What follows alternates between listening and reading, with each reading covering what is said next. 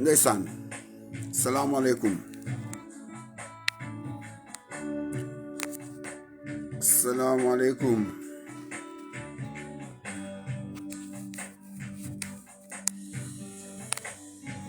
asalaamaaleykum laa ilaaha illallah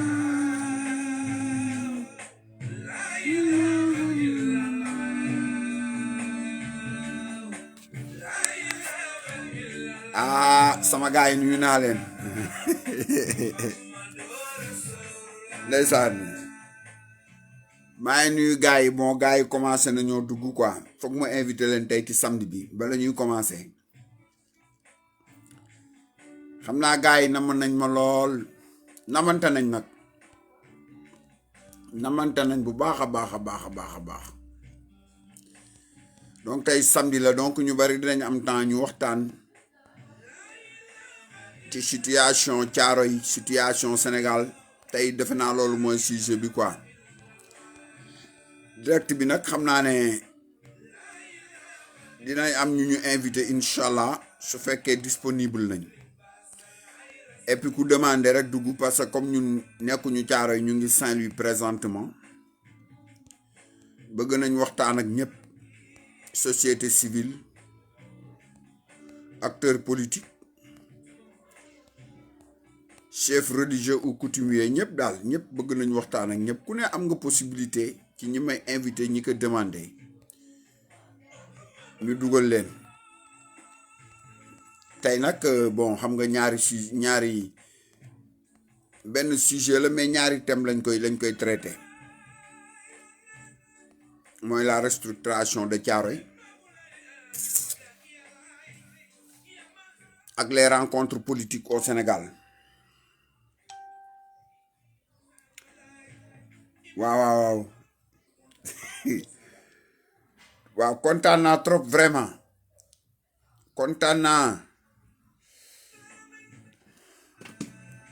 gaa yaa ngi koy partager leen nag vidéo yi parce que Thiaroye dafa am importance ni ñuy waxtaane tey ci restructuration bi am na ñu ci jiitu nag fuuf mais dañuy dàbbali rek parce que ñooñu presque ñooy initiateur projet bi sur le plan médiatique ñu ngi leen di remercier aussi au nom de Thiaroye kon gars yi Laye Makhtar ñu def ñaan door a commencé ñu def ñaan door a commencé waaye kontaan naa yow moom vraiment kenn mën la fay quoi waa Thiaroye amuñu sa pay kon donc gars yi ginnaaw bi ñu sante yàlla julli ci yonentam bi Muhammad sallallahu alayhi wa sallam ñu ngi nuyu ñëpp ku ci nekk ci sa tur ak ci sa sant di la tàllal suñu loxo fa nga toog di def direct tey fii ci Ndar Géej ngir ñu waxtaanee restructuration c'est-à-dire defaraat Thiaroye Géej ak waxtaane daje politique yi am Sénégal sujet bi ñaari thèmes yooyu la dëxante mais bala ñuy tàmbali ñu def ñaan ñu def fatiha salaatu ala nabi comme niñ ko daan defee door a jublu ci waxtaan wi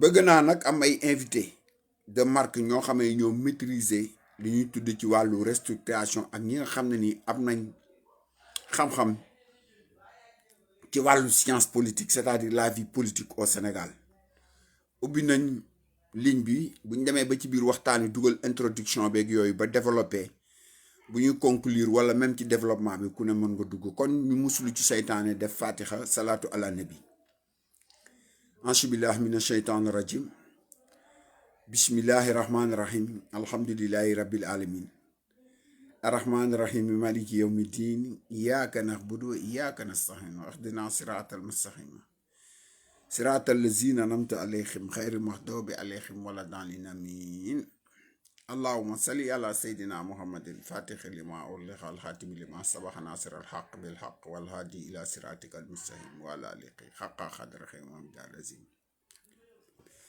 ñu ngi ñaanal ñëpp Donc, tey bala ñuy commencer, si vous le permettez, chers internautes, chers camarades, chers amis, chers parents, chers sympathisants,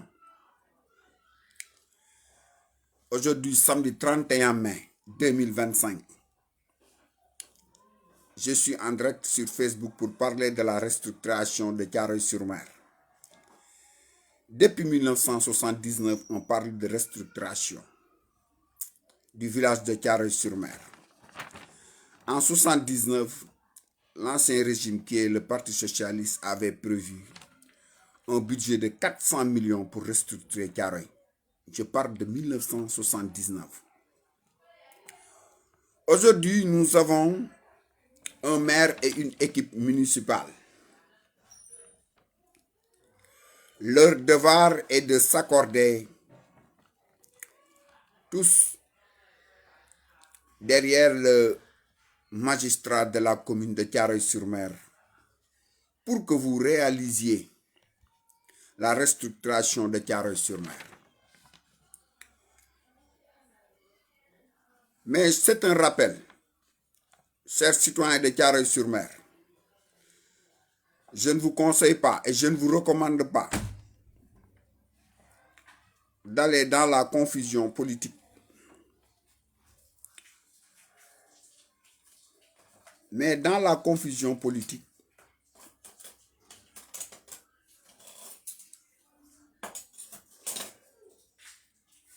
vous m'excusez un peu. Il y a quelqu'un qui est derrière moi.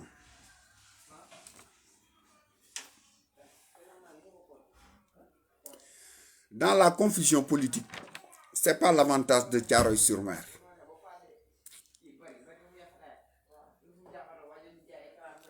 Les élus de la commune de Thiaroye-sur-Mer, c'est-à-dire plus particulièrement les conseils municipaux à partir du maire, si vous êtes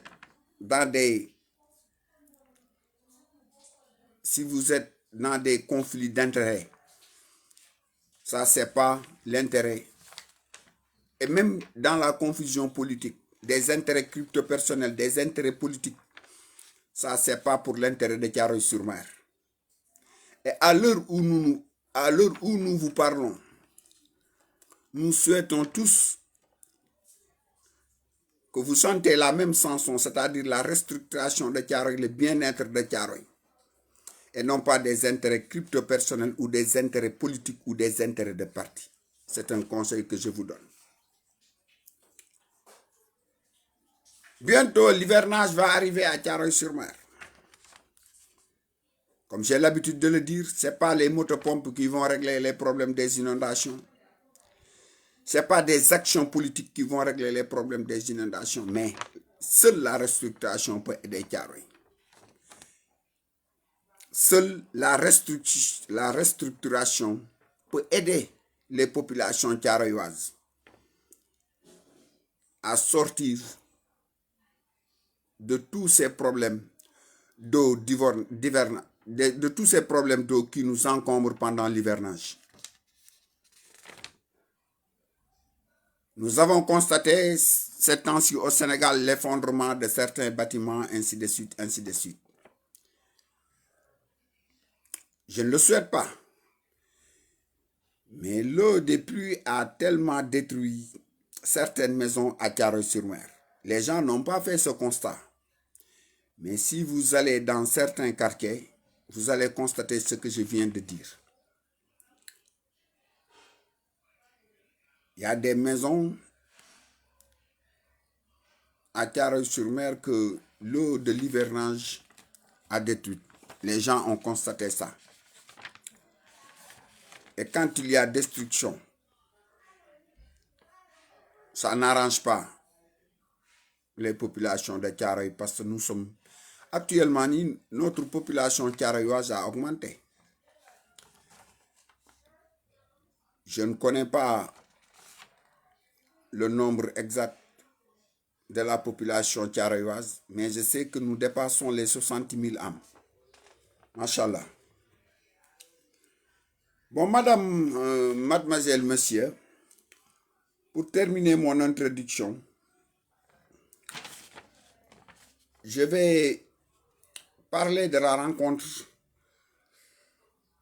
des politiques au Sénégal, la rencontre des autorités étatiques avec les chefs coutumiers, les chefs de parti, les directeurs, les ministres, ainsi de suite, ainsi de suite. Toute obédience. Nous constatons de toute obédience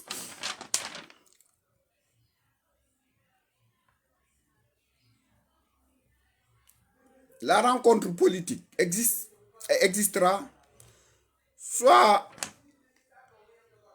pour éliminer des adversaires ou changer des articles ou même changer une constitution pour l'intérêt d'un pouvoir en place.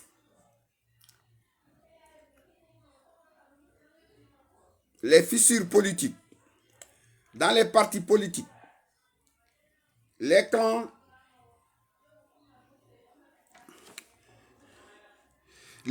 et les trahisons dans les partis politiques. Tous ces trucs-là amènent notre pays, notre nation, à mon avis, à la dérive. Quand je parle de dérive, c'est-à-dire, si il y a une dispersion manifeste des leaders politiques, des militants politiques, des partis politiques, pour gérer leurs propres intérêts, je pèse bien mes mots, pour gérer leurs propres intérêts et non pas les intérêts des populations, des intérêts crypto-personnels. Nous venons de sortir du mois de mai, le 1er mai, fête des travailleurs. Vous avez vu des travailleurs manifester. Ça, c'est pas le sujet, c'est pas le but et même le thème du sujet, c'est un rappel. Les travailleurs qui ont été licenciés, c'est des Sénégalais, sont en train de manifester partout, mais personne ne parle de leur situation. Bon, bref. Kon mbokk yi, xam nga nag boo wooree ba heure bi da ngay xaw a sonn. Tey recherche yi daf ma da ngay xaw a jaxasoo. Bien vrai que je suis pas né en France, mais on nous a éduqués à la française, à l'école française. Mais c'est pas notre fort. Notre fort, c'est parler directement le wolof. Machallah. Kon mbokk yi xarit yi tey dañu am ñaari sujet yu ñu war a waxtaane. Maa ngi lay nuyu Laay Maxtaar. Maa ngi lay nuyu bu baax. Maa ngi lay nuyu bu baax a baax di la jox sa wàccuwaay. Yow restructuration bi Caaroy bu fekkoon dañuy joxe ordre national du mérite, ordre national du lion, croix d'honneur, yow lañ ko war a décerner ci projet bi. Xam nga man lu may wax lu may gëm lay doon. Xam nga yàlla moo ma bindee noonu. Su may wax yàlla moo ma bindee noonu dëgg rek laa fas yéene wax te ci laa fas yéene incha allahu rabbi taxaw ba bés bu fas yéene wu maa wax leneen wala def leneen lu méngawul ak dëgg.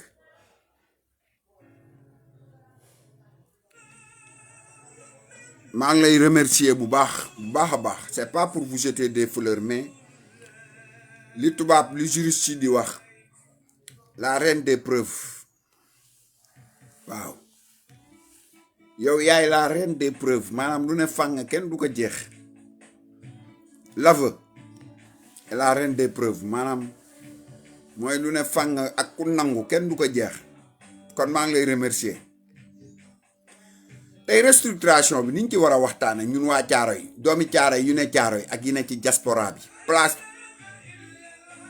partager leen vidéo bi bu baax a baax.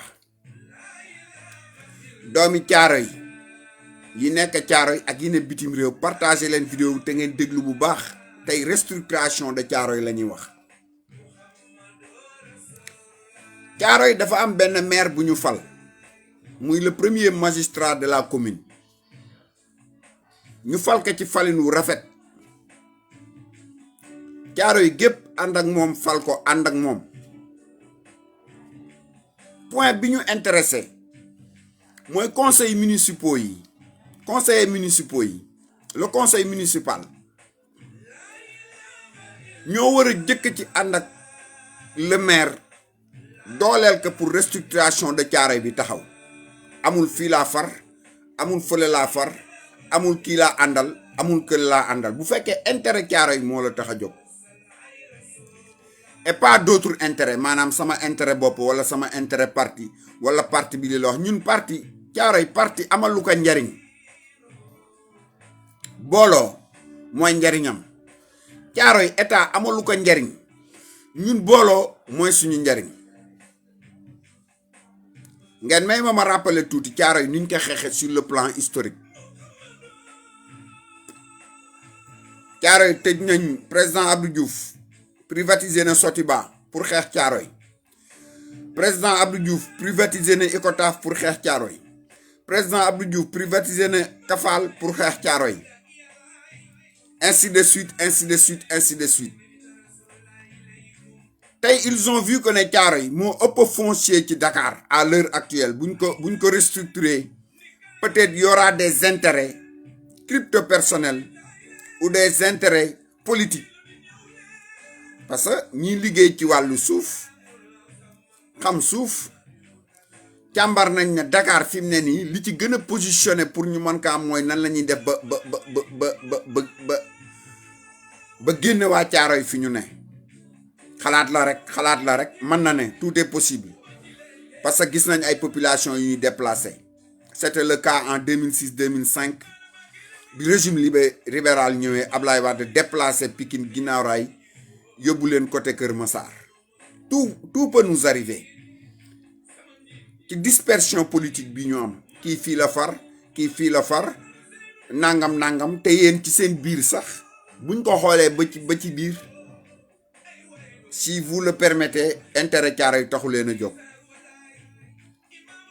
population Thiaroye waas nag ñoo war a conscient ñun li ñu yitteel mooy restructuration de Thiaroye mais du joxe ay moto pompe fii suba nga joxaat moto pompe di ko def chaque année ay moto pompe chaque année ay bonne volonté chaque année di ngacca ndox mi kër yi di seep di wàcc di yàqu te population Thiaroye gën na augmenté wu macha allah xayma biñ ci xayma war na mat 60 000 am wala lu ko ëpp tey li ñu war a ñor képp kuy politique képp ku bokk société civile képp kuy chef coutumier chef religieux sa yitte tey mooy ñu taxawu Thiaroye bañ restructurer Thiaroye ci le projet de baie de Hann am na ñu ma gën a mën a maîtriser dossier bi ñooñu dinañ ci wax mais man li ma gën a xam mooy tey doomu Thiaroye fa Thiaroye commencé ba fa mu yem li la war a motiver mooy nga taxaw publiquement taxaw soutenir projet bi ñu restructurer Thiaroye mais dans cette dispersion là coowaay bari rek naa xeex diw pour toog fa bu ma mais regardez pour la première fois Thiaroye un régime nekk en place ñi ciy ñàkk seen énergie sonn ci bay bëgg a dee ñaanal nañ leen ko sonn ci bay bëgg a dee gisuñu dara bu fekkee sédd la luñ leen sédd bu fekkee luñ leen di jox la par seen mérite gisaguñu ñu jox leen ko gisaguñ ko jox ko doomu Thiaroye kon kañ man bu may ànd ak yow gisuma sama bopp ci yow mais war naa xoolaat sama doxalin xoolaat sama toogaay c'est mon point de vue parce que l'expérience bi ñu dund mën nañu permettre ñu wax loolu li ñu gis permettre ñu wax loolu restructurer Thiaroye mooy priorité mais divergence du priorité diw kii la àndal ak diw kii la faral ak créer say site internet ak créer say affaire pour di ci doxal say affaire personnelle yaag sa benn groupe loolu arrangé wul Thiaroye c'est pas ça la bonne marche de Thiaroye nit ñi defuñu les gens ne sont pas fous les gens sont censés d'une intelligence machallah xam nañ ni ñu war a def même buñ leen ko waxul publiquement dama gëj a def direct nag parce que temps yi bon je suis pas à Thiaroye mais xam nga fan si sympathisants yi grand Fall maa ngi lay nuyu mais grand Fall dinaa la defal benn révélation sur le plan politique est-ce que xam nga les partis traditionnels peuvent encore accéder au pouvoir bon yow parti socialiste nga bokk mais parti socialiste ni ma gisee réew mi di dox nii avec un peu d'organisation ils peuvent revenir au pouvoir selon mes recherches dama lay may boobu rek mais du ma ko eggali parce que loolu du débat bi parce que jot la day xaw a jafe te comme man doomi Thiaroye yëpp laay suivre ku ci ne fa nga ne mën naa la ci jox ay conseils moo xam yaa ma mag wala ma mag la wala ñu maase nangam parce que c'est l'expérience qui fait la différence ngeen baal ma foofu yéen doomi Thiaroye yi politique par exemple grand Fall si je dis grand Fall ñëpp xam nañ ne El Hadj Fall lay wax tey mën nañ ko considérer mu bokk ci doyen yi nga xamee ñoo seex politique gu Thiaroye bokk na ci yàllaa ko def mais ku mel noonu tey mais mën na rassembler parti politique yëpp toutes les obédiences mu convoqué leen ñu toog pour l'intérêt de Thiaroye mais pas dans la dispersion mais pas dans les contentieux ou les divergences c'est pas possible bu fekkee intérêt Thiaroye moo ñu tax a jóg maintenant après l'action politique tout un chacun peut déclencher ses activités politiques vis-à-vis de son parti vis-à-vis mais bu fekkee yow da ngay politique te yow li ngay politique amalul njariñ benn Thiaroye xoolaatal sa toogaay xoolaatal sa démarche kon donc ñu ngi ci restructuration de Thiaroye entre parenthèses la woon parce que mu ngi may suivre grand bi conseil bu ma koy jox la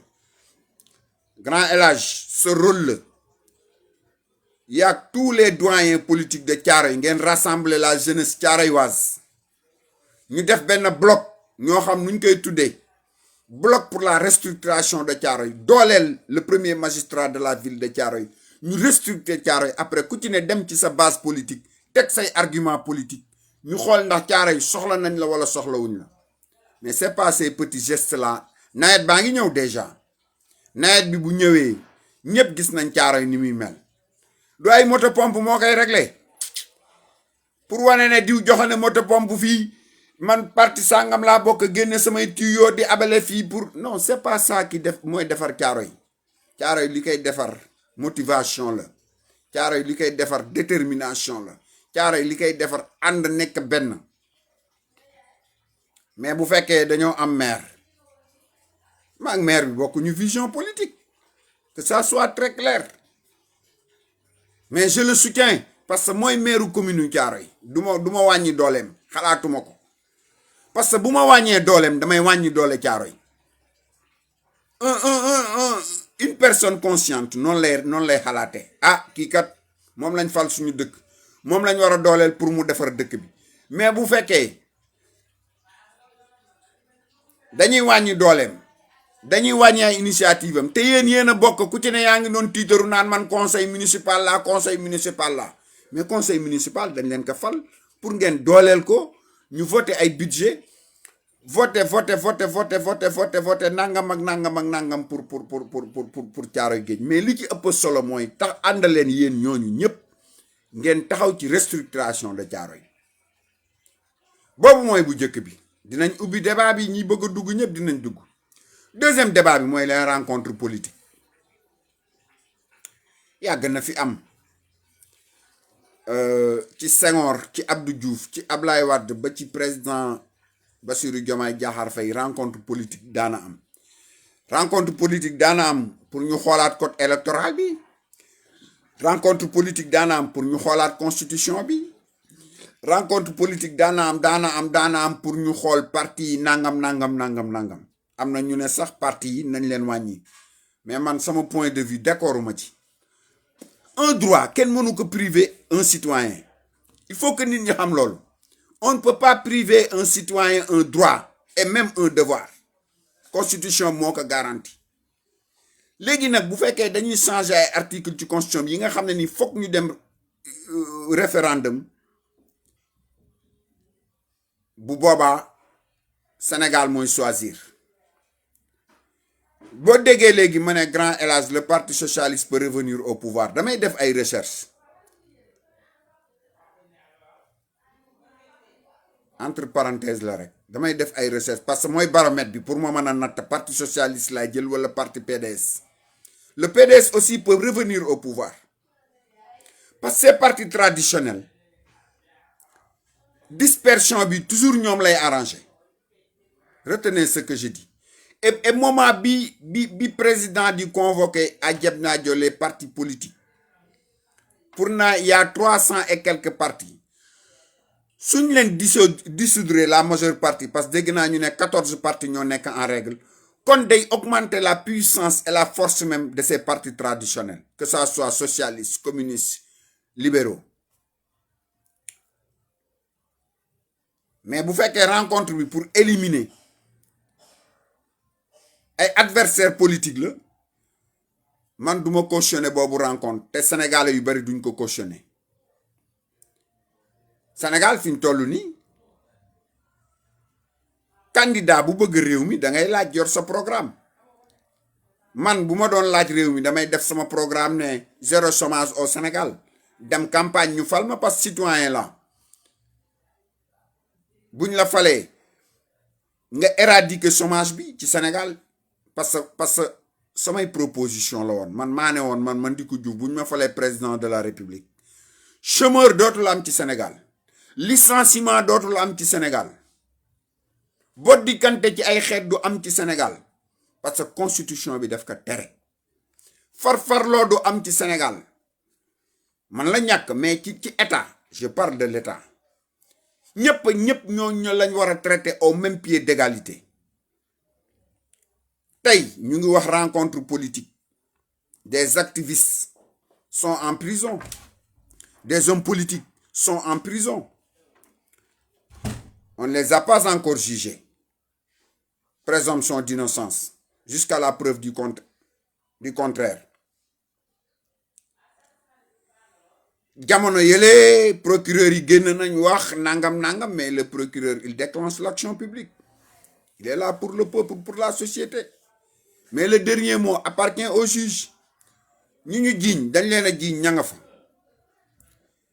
yoon nag maye na ku ñu jiiñ nga joxe nangam ak nangam pour sa liberté bu fekkee ay garantie ñu ngi peser ci say épaule loolu wàllu yoon la mais boo nee da ngay woote rencontre politique alors que yow action yi ngay jël ci Sénégal yépp ay action politique la yoo xam ne nii c'est pas conforme à la réalité bi ngay incarner les gens moi personnellement j'en doute les gens vont douter deux poids deux mesures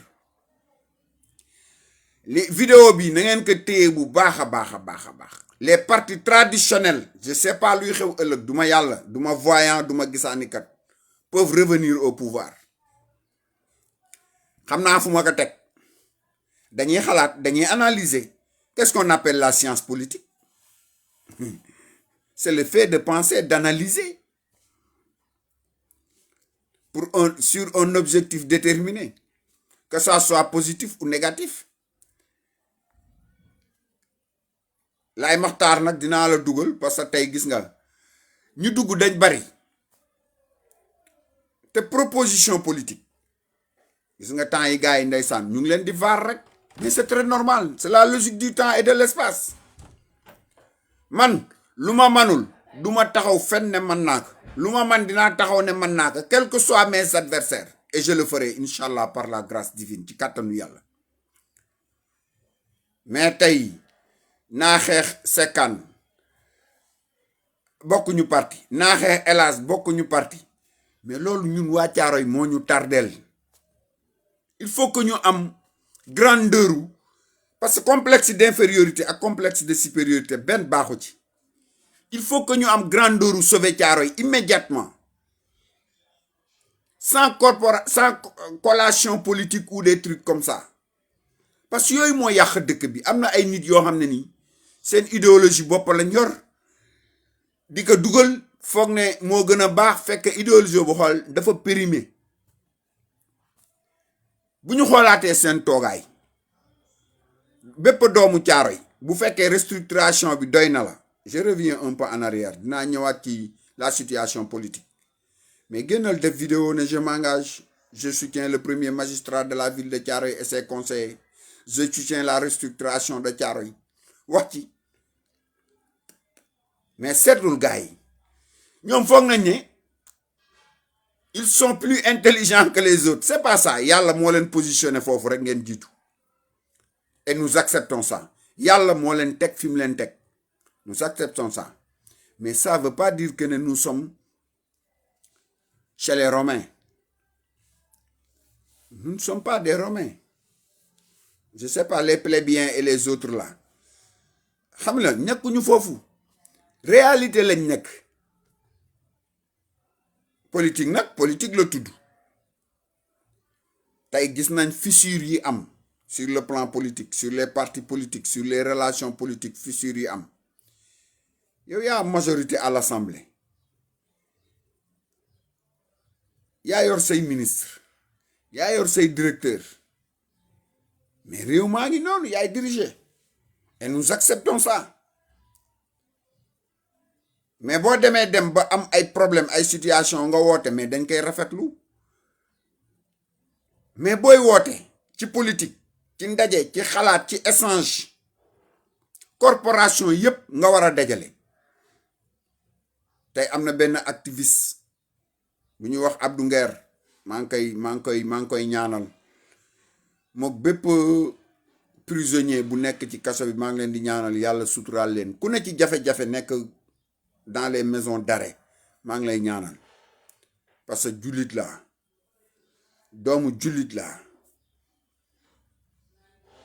activiste là aussi maintenant je suis devenu activiste comme ñëpp waaw je suis devenu activiste comme ñëpp parce que réew mi looloo koy defar ñëpp mënuñoo taxaw rek ne waaw il faut que am ñu taxaw naan non et puis parti politique yi aussi leader ya fa yàgg trop nañ leen changer ñoom buñ amul moralité wala décence su ne man kat yàgg naa ci bopp bi parti bi nañ fa jóge ñu dajale tous les militants des partis traditionnels politiques rassembler leen ne leen voilà la décision damay démissionner wala yéen da ngeen ma fi jële ñu choisir keneen il faut du sang neuf dans les partis traditionnels mais toujours le même ou la même ça devient monotone ñu dañuy dem ba mais imaginez je donne un exemple toujours imaginez un parti comme le parti socialiste recherche yi ma def Sénégal chaque kër laa wax de boo dem bu paaba dul socialiste maire ba socialiste la doom ja socialiste lay doon Sénégal laa wax ba mu dej ñu dem ba ponkal mu dol ni parti socialiste perdre pouvoir bi kon dañ xoolaat seen doxalin c'est comme le PDS c'est comme l'APR aussi parti bu ci accéder au pouvoir rek seetlu leen boo dawalee tuuti rek boo rësee da ngay tas mais rassemblement boobu système politique la nan ngay defee ba rassembler à commencer par tes anciens camarades ñi nga xam ne tey génn nañ àdduna yàlla leen yàlla yërëm mais dañ am njaboot seen njaboot a ngi fii il faut que ces gens-là aillent les chercher et discuter avec eux maintenant ce n'est pas dans les centres ou bien dans les maisons des partis politiques leur siège c'est pas là-bas qu'on règle les problèmes politiques maintenant on les règle dans les maisons. Il faut aller dans les quartiers, il faut aller dans les villages, il faut aller dans les villes, discuter avec les populations. C'est ça les réalités d'aujourd'hui. Mais les réalités ne sont plus dans les maisons de partis, les sièges des partis et autres. C'est pas ça. Mais les données doivent changer et les données ont changé. Laay Maxtaar yow dafa mel ni foog nga demander ma dugal la Laay Maxtaar bëgg naa laa dugal de foog nga demander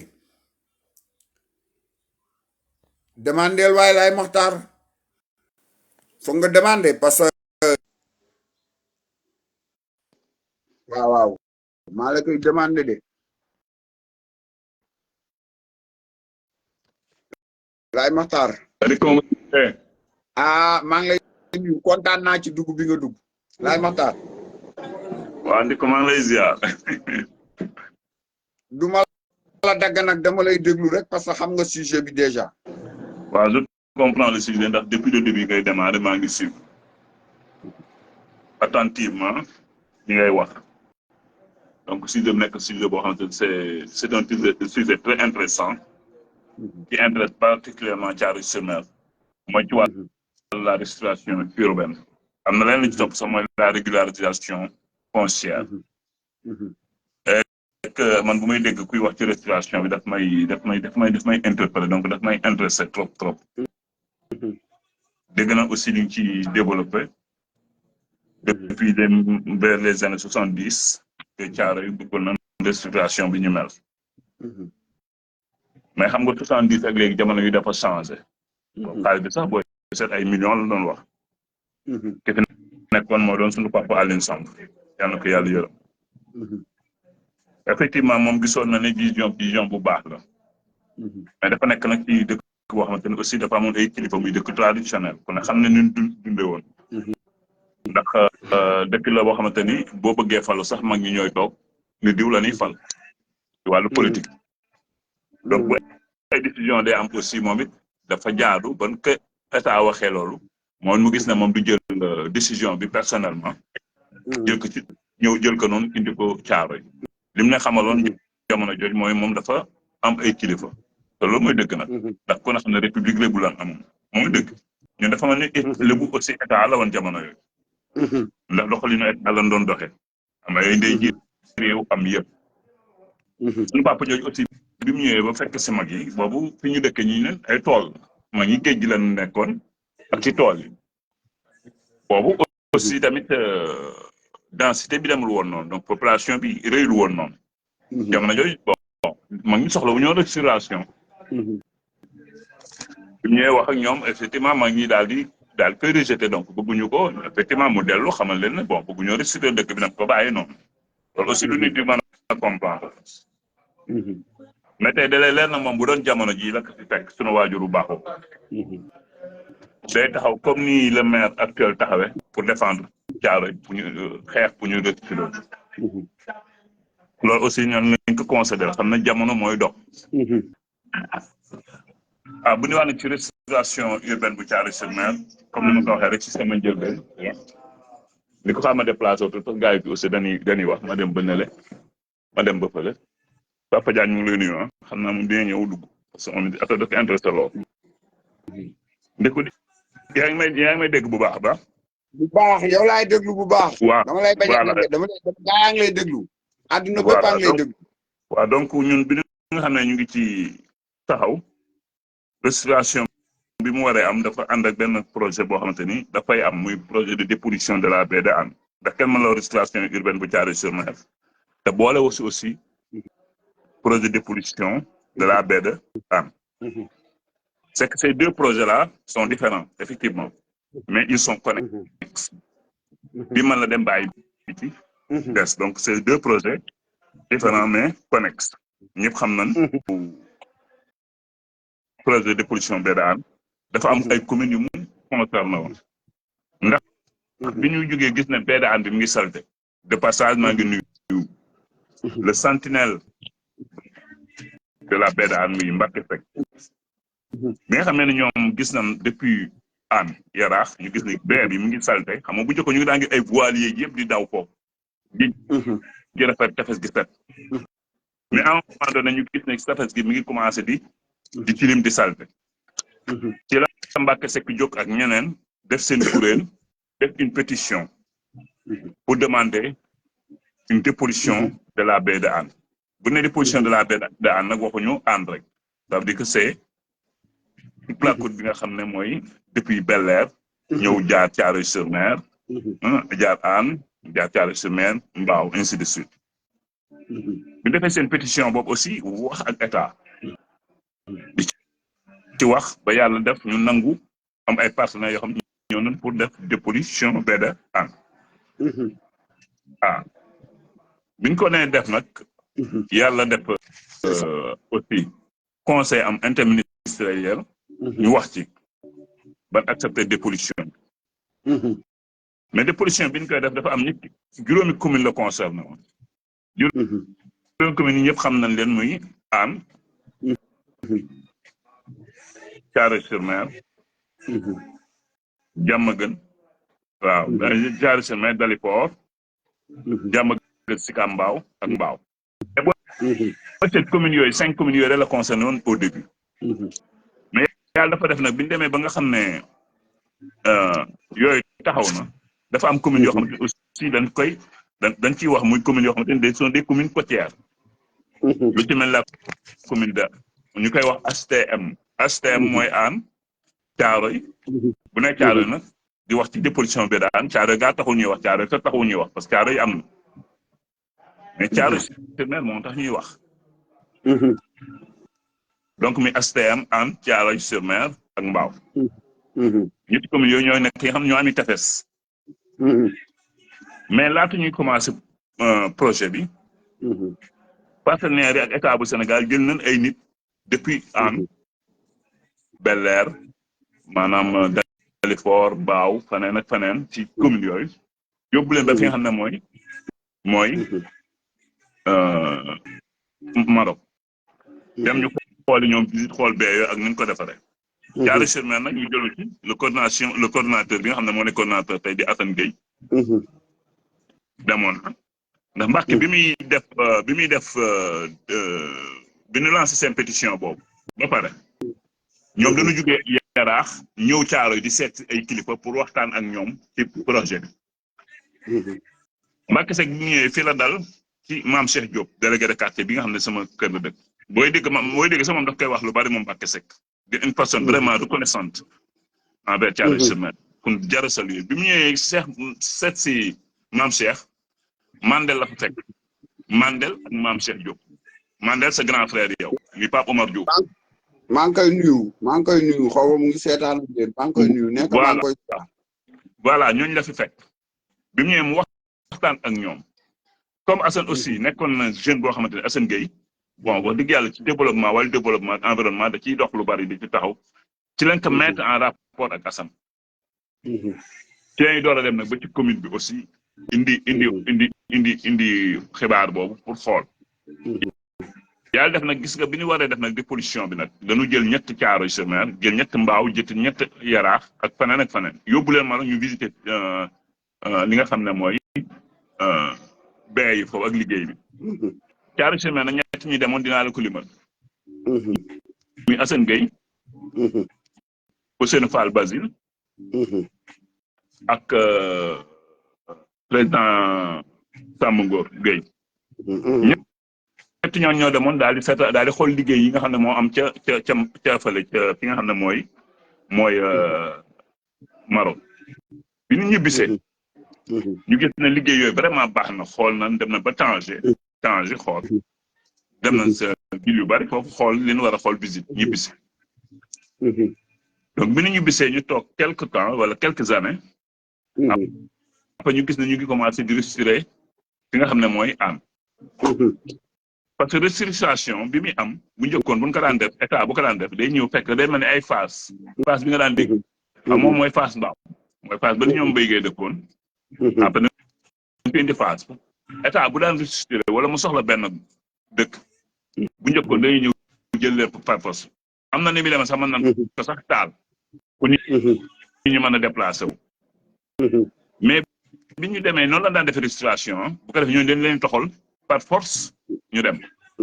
mais par la suite la Allemand yi ci boppam ñoo fi indi restauration bu bees bi. les Allemands.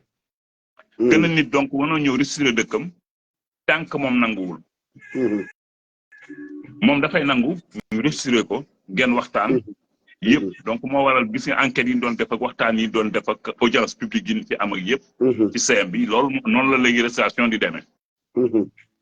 waaye ñu gis ne bi ñu restructuré Hann restructuré Mbao ñu gis ne gars yi nag Thiaroye dañ ko bàyyi. donc ci loolu laay remercier encore Mbacke Seck fu mu toog te pourtant il n'est pas de Thiaroye il est de Hann. nekk un acteur clé ci l'environnement.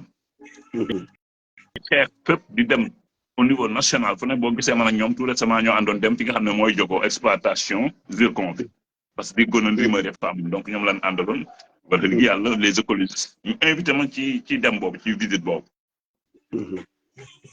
yàlla nag def nag bi ñu commencé restaurer Hann ba pare ñu ne nag Thiaroye pour ñu restaurer ko Macky Sall toog na Kasabor en 2020 émission RTS la woon Kasabor toog di kaas ne effectivement le projet de dépollution de la baie de Hann tient en compte la restauration urbaine et la régularisation foncière de Thiaroye-sur-Mer. Et c'est ça la réalité loolu mooy li am. yàlla def bu ñu commencé na di liggéey ñu créer la coordination des acteurs pour dire que ne kat effectivement Thiaroye-sur-Mer ànd na ci restauration ci projet de dépollution baie de Hann bi yëpp ka nangu ndax lu baax la c'est un projet phare que tout le Sénégal salue et ça fait partie des projets de dépollution yi nga xam ne moo gën a rëy en Afrique pratiquement et que la baie de Hann est une baie boo xamante ni vraiment vers les années 70 une baie boo xamante ni très belle jusqu'à ce qu'on faisait la concurrence entre cette baie et la baie du Brésil Rio de Janeiro donc moom lañ ko doon méngale ndax seen rafetaay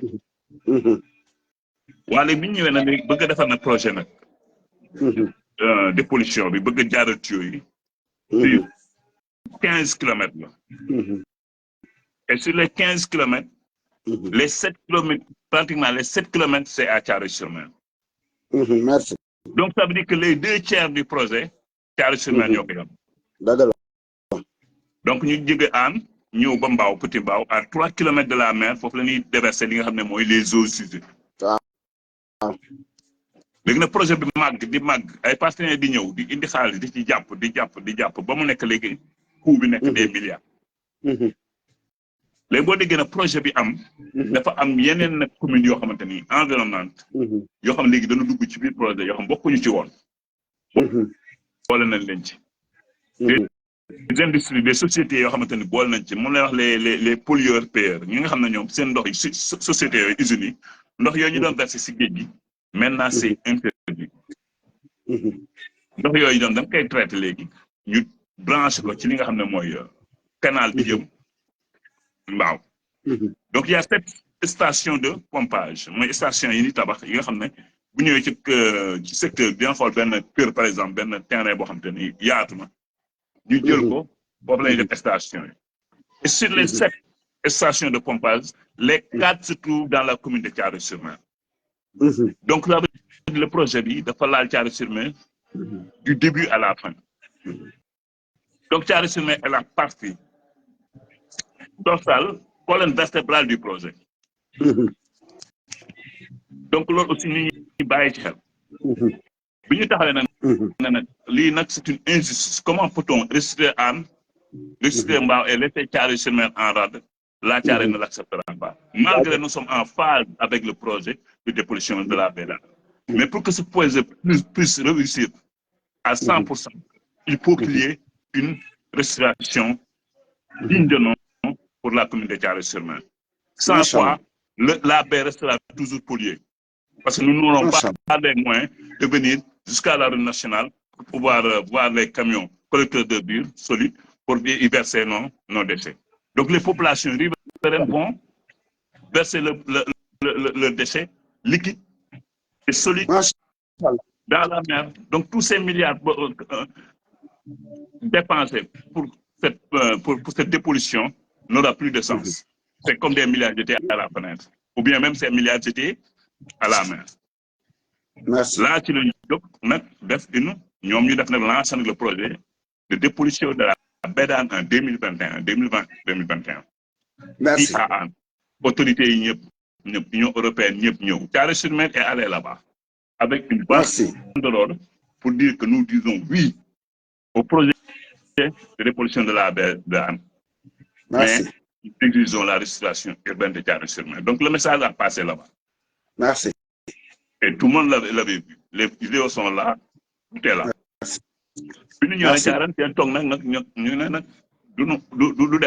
La coordination parce que après bu ñu koy bëggee politiser rek du dem. Merci. xam na ne Ndiaga moo fi nekkoon. Merci. Ndiaga ñaaw ku ne xam na ne aussi man bon Ndiaga ancien maire man moom laa ko ba léegi wax dëgg yàlla moom doon na ci jéem di dox mais bi mu ciy dox ay jamono bon associé wu ci woon les populations il allait pratiquement seul. Merci. Et qui va seul bon n'aura pas de force. dafa mel ni benn bala rek dem benn bantu bala donc bu ñu écraser la fay yomb mais surtout fois qu'on est ensemble unis comme un seul homme bala nga dajale bante pour dam ko du yomb. Et loolu la réussir nag ci fin bi nag caari gépp taxaw nag moom it aussi wax dëgg yàlla ñu saluer ko ci fin bi 2021 Ndiaga dafa taxaw bi ñuy dem nag man maa ngi woon ci dem ba ñoo àndoon ñu dem ci nga xam ne mooy DGA mooy la direction générale de l'urbanisme et de l'architecture ñu fekkoon fa feu Omar Sow mënoon na directeur yàlla na ko yàlla yërëm. amiin waay sama boy la. waaw ñu toog waxtaan ak moom bi ñu waxtaanee ak moom expliqué ko foofu sàmm nga foon les témoins sont là ci la expliqué na ko gis nga bee bi même buñ ko dépolluer te defaruñu Thiaroye sur Mer même chose mooy amaat bee bi dina trim ndax Thiaroye sur Mer seen déchet buñ ko sottee ci géej gi lépp ci bee bi lay demaat. te y a un courant marin boo xamante ne buñ sottee sunu mbalit foofu lay dellu. nit ma la tuur mbalit nag tey xëy daal ne nag mbalit mi ma tuuroon moom moo teer aan boo ko waxee nit ñi la ci dafa doof nga nag li ñuy wan ne effectivement lu tuuru Thiaroye sur Mer foofu la jëm mooy bu nit labee fii ci Thiaroye sur Mer noyade bu amee il y a noyade 3 jours ou 2 jours après on dit que le corps a été retrouvé sur la place de Hann. Ça veut dire que le courant marin a tendance de quitter Thiaroye vers Hann. Automatiquement moom ci boppam moo jóg ne je vais prendre mes fonds wax ko Ndiaga je vais prendre mes fonds pour que la restauration urbaine de Thiaroye soit effective. Comment ça nag noonu la ñu démarré te ñëw nag ak chef de village feu ala ñool ñam yal na ko yàlla yërëm te xarit àjjana ñu taxaw na nag bee bi du jàll tant que commencé restauration urbaine bu Thiaroye ñu tombé koor mais ban koy def dëgg la am na ñoo xam ñu ngi politique nekk ay parti mais ñëpp a àndoon am ñoo xam ñu ngi woon ci APR ku ci mel ni dama koy cité tout très souvent nekk koo xamante ni ku sës la ci parti yi boobu muy Kende Doudou Kende mais da nga ko gis moom nëbbatuwul dafa ñëw taxaw ñu def point de presse muy kaas di wax ne dañuy réussir dëkk bi ñu ñëm ñu ne dañ ko réussir wala bee bi moom du réussir donc kooku Thiaroye moo taxoon muy def mais pas intérêt et pourtant nag ma noonu ko sanctionné mais kuy wax dëgg te xam ne injustice ngi la kii di xeex ci ay teggin ci yàqul dara taalul dara ba dëgg yàlla ay nawleem wala ay supérieur mu ko gisee kat dañ ko sax naw contrairement nag ak jamono yu ñu toll tey am ñoo xam te ni nanguñu officier wu à 100%. lu tax parce que ay intérêt politique nangam. man dem na ba jamono bi nga xam ne Ndiaga vraiment taxaw bi taxaw rafet na ak man ni ma meloon ak moom ci politique ku ne may gis lu mu def lu dul yoon ñu taxaw de vidéo waxti ñu bëri na waan day fekkaan léegi Ndiaga la àndal ànduma woon ak Ndiaga man Thiaroye la àndal parce que gis naa ne taxaw na pour ñu restaurer Thiaroye dëggal boppam ànd ak ñun. koy nuyu au passage l'ancien maire ñu ngi koy nuyu au passage c'est un frère. mais man ñu wax sax bokkuñu woon vision mais c'est un frère. dëgg la bon noonu la mbir mi demee bi ñu defee sunu point de presse boobu bu mag boobu vidéo yi ñu ngi fi 2 jours après le gouverneur de Dakar Alassane Sall mon ami Alassane Sall que je salue de passage ku ma miin la fu ma xam la wax dëgg yàlla fu ma gis la yàlla xam na ne muy ku baax franchement actuellement il est le gouverneur de Saint-Louis bu la neexee suba yow moom wala lundi nga dem ba gouvernance boo demee xam na sa sœur yaay baay bu baax xam na moon mii bu baax a baax actuellement moo nekk gouverneur bu Saint-Louis ñu koy nuyu de passage jaar na fa fexe waaw nga jaar fa seet ko boo fa demee aussi nga nuyul ñu ko aussi xamal ne ko Thiaroye taxawaay bi mu taxawoon ci restauration urbaine bu Thiaroye ko ciy sant donte dañ ko affecté feneen ñu ngi ko ci sant di ko gërëm ñun ku ñu defal ñu sant la ku ñu defal na am na droit na la defaloo ñu dara. jaajëf. donc ak aussi le préfet Moustapha Ndiaye le préfet de Pikine qui est actuellement aussi le gouverneur de la région de Kolda. jërëjëf. moom it macha allah ñu ko ci sant bu baax a baax.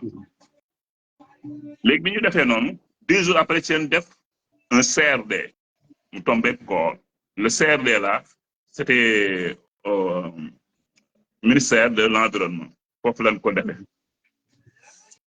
gars yi partagé leen vidéo yi waay gars yi partagé leen vidéo yi. Alassane Sall sax présidé wu ko mais son adjointe moom moo présidé li nga xam ne mooy CRD boobu ci nag ak tee nag la restauration urbaine de Thiaroye-sur-Mer bi ñu defee loolu ñu toog quelque temps 2023 fekk ñu ngi def nekk nag di dox di xool terrain yeeg yëpp di xool commencé fu ñuy xool parce que restauration avant nga koy def la première chose bi nga njëkk a def mooy il faudra essayer de trouver des espaces pour reloger les impactés. Pour le relogement. Mais nous avons relogement, mais nous avons des espaces de recasement. Parce que tous les espaces que nous avons se trouvent dans la commune de Thiaroye-sur-Mer. Merci. Donc ça veut dire que les populations ne vont pas sortir de la commune. Ils vont rester dans la même commune. Donc là c'est un atout aussi, vraiment, nous saluons. Nous commençons au terrain. Et en 2023, le 7 août 2023, un décret présidentiel a été signé par le président sortant, son excellence, monsieur le président de la République. Le président Macky Sall. Le président Macky Sall. Signé. Le premier ministre, nous avons le décret avec nous. C'est un décret présidentiel.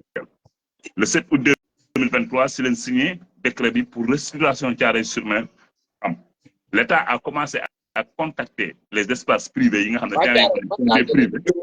Partagez leen vidéo yi waa Thiaroye pour information bi gën a jàll ci population yi ñu xam ce qui se passe partagez leen vidéo yi. Seulement ñenn ñi dañuy toog dans 50 peut-être effectivement man depuis le début du processus je suis toujours présent dama ko may nag mooy jot dama ko may aussi xam naa ne yow mi boo nekkoon fii noonu ngay taxawee bëri na ñoo xam aussi noonu lañ taxawee donc mbir mi du mbirum 50 du sur les 50 la effectivement. dëgg la. donc am na ko ma doon donc du mbiru Sekane la du mbiru Massamba la du mbiru maire du mbiru keneen si ça réussisse c'est pour tout Thiaroye loolu mooy wax ji effectivement am nañ ci taxawaay bu am solo wax dëgg yàlla daje na ci autorité waaw mais lépp ci rafetal lépp ci kàddu yu rafet loolu waxtaan nag moo ñu may ndax jamono ji ñu njëkk a def suñu point de presse am ñoo xam dañoo wax nañ dem taali jërëjëf avant loolu le commandant oo na ma parce que comme feeñ naa taxaw naa ci vraiment maay def direct yi maay wane lu bari ci biir yi di ci wax mais nag ci dégg aussi ma wax yaay dégg dama ci oo di ma yedd mais foo gis nag ñu ne donc ñu ne professeur soit donc du kenn du ñëpp am unanimité am ñoo xamante ne li ñuy def nii buñ sañoon du sotti dëgg la ci lañ oowee le commandant à l'époque le commandant Diallo ne ko am na booy yu waaj a def de dem ta libéré art bi tel jour et puis sama tour lañ cité le commandant m'a appelé en 2021 li ma wax nii lu leer la laaj ma ci donc ma expliqué ko ñu def suñu point de presse macha allah muy commandant bu baax mais gis nga après bi ñu defee point de presse ba mu weesu 3 jours après commandant bi oo na ma ne ma man je suis nouveau dans la commune actuellement il est en retraite et pourtant teint clair mooy Diallo teint clair boo xoolee sa la effectivement wala mais daanaka lébu la parce que mu ngi dëkk Jokkul man bi mu retraité laa xam ne Jokkul la dëkk mais moment bi ma oowee noonu 3 jours après dafa ma oowaat ne ma Sekane man je suis nouveau dans la brigade de Thiaroye et je ne maîtrise pas vraiment très bien li nga xam ne mooy projet de dépollution de la baie d'Anne et la restauration urbaine de Thiaroye-sur-Mer est-ce que vous pouvez m'expliquer laa ma expliqué ko nekk injustice da leen di xeex ndax kii ma ne ko dama lay laaj benn question boo amee ñetti soldat ñetti ñoo xamante ne tey jii si say waaw la ñuy wéy nga yebale mission en dehors du Sénégal muy ñetti personnes ñu dem ba ñëw quelque temps après nga oo ñaani takk leen un médaille bàyyi kenn ki mu ne ma ne ko nu muy def mu ne dafay mer ma ne ko loolu moo ñu dal ci laa ko expliqué nag li ma waxoon sànq mooy ñett ñi demoon commune Thiaroye ni ñu demee Maroc nangam ak fële mbaaw ak aan bi demee ñu ñëw ñaari bàyyi jaare mu ne vraiment c'est pas kii lii mooy li nga xam ne mooy li ci am décret boobu nag ñu signé ko te def ay audience publique wax bien de Thiaroye indi plan yi effectivement plan bi njëkkoon a teg bi njëkkoon a defar bi ñu ñëwee am na yeneen organisation yu ñëw gis plan bi daane plan bi il faut ñu wàññi mbedd yi ubbi woon ndax lii bu ñu ko defee dafa mel ni waa diaspora bi xam li war a xew xam que partager les vidéos yi bon ci lañ ko defee ci CM bi ñun indi plan yi ban validé ko mais après ñoom bi ñu demee gis nañ ne bu ñu li ñu bëgg a defee bu ñu ko defee Caaroy dara du fi des te restitution bu ñu koy def bëgguñu tas mbokk gi bëgguñu tas dëkk bi dañu bëgg dëkk bi existé ba tey ndax bu ñu jëloon lu ci bari donc daanaka Caaroy du fi existé ti donc noonu la nga ko defee ñu wàññi mbedd yi xool nag yoon yi ñu war a jaar mooy lay impacté ak yëpp ñu commencé def enquête nag mais enquête yi ñu doon def amul kër gu ñu bàyyi toute la commune de Thiaroye-sur-Mer dañu dem ci famille yëpp def fa ay enquête xool kër gi la moo fa am kër gi ndax am na ndox kër gi ndax am na ay xamb même les lieux culte yooyu yëpp dañ ko ciy boole ci enquête yooyu donc ay questionnaire la woon yoo xam man j'étais dans les enquêtes te enquêtes yooyu dañ ne woon kat bëgg rek volontaire nga ñëw bokk man ma ñëw bokk ci enquête yi mais enquête yi aussi biñ commencé deuxième tour bi dañ wax ne kat dañ leen di fay donc ñoom ñoo ñu fay effectivement fay nañ maman mi fay nañ ñeneen donc muy loo xamante ni vraiment dafa mel ni perdu yom la rek waa buñ ñu jox. merci yow def nga waaw. waaw léegi ndi ko affaire bi ami tànk di dox. projet ba la arrêté woon léegi ñaar yëpp àndandoo du dem ñaar yëpp ñoo àndandoo mais ñu dem ba nga xam ne nag li ci des mooy dem na ba mar ci kër yi ba xam ne kër yi dañ leen laal. li ci des mooy les dépenses toog ak famille yi waxtaan ak ñoom si seeni kër R+2 la moo xam ay baraag la moo xam immeuble la moo xam lu mu doon mais ñu waxtaan ci ba xam li ñuy fay espace yi nga xam ne état jëloon na ko ci ay privé ba waxtaan ak ñoom kooku wàllu état la ak ñoom ñoo leen fay espace yu baax la nga xam ne ñu ci commune Thiaroye léegi ñi ñuy déplacé foofu lañ dem ñu recaser leen donc leen am foofu ay fi ay kër ñu gis na nag yàlla def na nag 2000 élection yi am 2024 élection am 2024 présidentielle am donc régime bi changé bu dee régime bi changé aussi ñëpp nangu nañ ko que le président Bassirou Diomaye Faye a été élu démocratiquement lu kenn mën la wedd lu mas la am Sénégal au premier tour mu gagné les élections présidentielles léegi nag ñoom falu noonu ñoo fi nekk biñ fi nekkee aussi di denk am na ay changement yu am man may wax loolu ñoom bi ñu ñëwee dañu def ay bon da ngay changer ku ñëw aussi di nga changer mais changement yi peut-être am na loo xamante ne jafe-jafe yu mu indi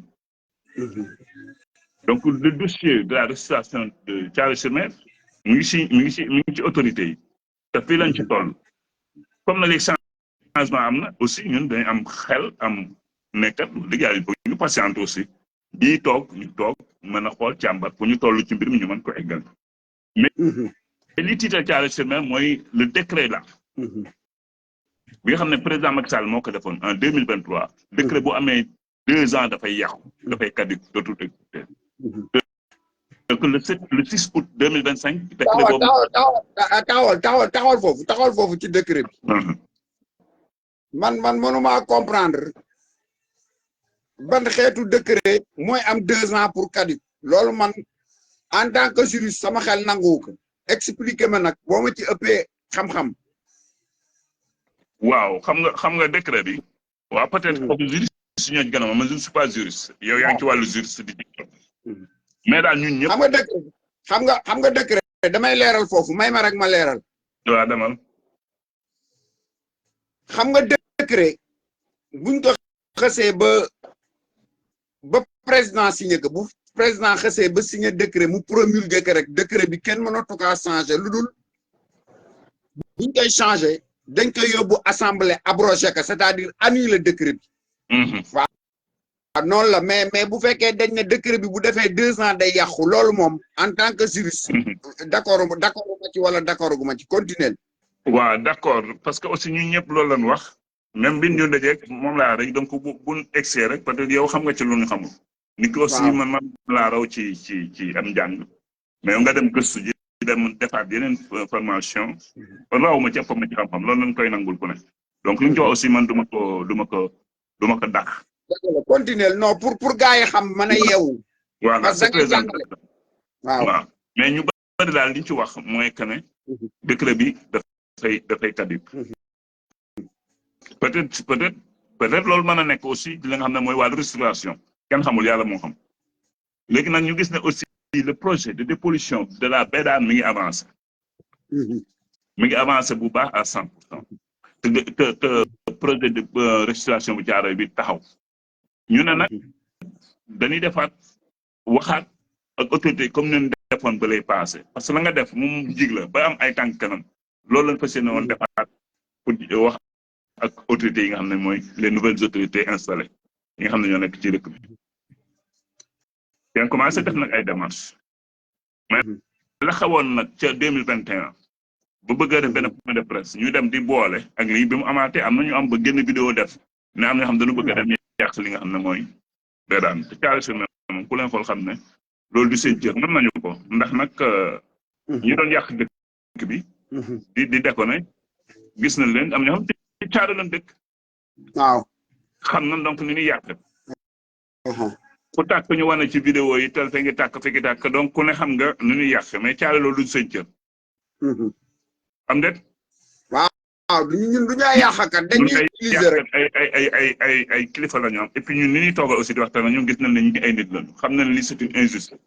voilà ndax injustice bi njëkk a dal Thiaroye-sur-Mer ndikku ma wax la ko dafa yi fi jaar dafa bari. am na benn projet boo xamante ne ñaar la muy projet PIS 1. PIS 1 bi ceen defaree ginnaaw raay ceen defaree yeneen communes yi nga xam ne mooy commune environnante yi nga xam ne ay voisines lañ kon voisines yi nga xam ne ñu ngi jigee Thiaroye-sur-Mer ceen leen defaree ñu koy woy PIS. PIS waaw PIS PIS. waaw donc muy Pikine irrégulier sud. waaw donc ñaari phase la phase 1 am na phase 2 bi aussi am na. mais PIS bi nga wax ban régime moo ko géré woon. bon PIS bi donc boobu ñoom Ndiaga ñoo fi ne. boobu Ndiaga moo fi ne comme maire. waaw les libéraux. waaw ñoo fi ne donc projet boobu depuis Abdoulaye Wade mi ngi fi ba ci Macky Sall. la PIS mais Pikine irrégulier sud ku ne xam na ne le département de Pikine constitué 16 communes. donc après bi nga xamee ne gis nañ ne Kër Massar mi ngi yaatu. ñu érigé Kër Massar en département. waaw donc 4 communes ont quitté Pikine pour aller vers Kër Massar donc dans le département de Kër Massar. waaw mais Laye Makhtar. waaw. ma ñaan la benn affaire doo résumé. waaw ma résumé fii waaw ma tëjee fii. mais PIS boobu bi mu jàllee. PIS boobu Pikine irrégulier sud la tudd mais li tax ñu tëgg Pikine irrégulier sud defar commune yëpp seen i ndox mooy tuyau yi nga gis mu jaar dugub bi Thiaroye di sotti ci géej Thiaroye te Thiaroye bénéficié wu. loolu injustice la.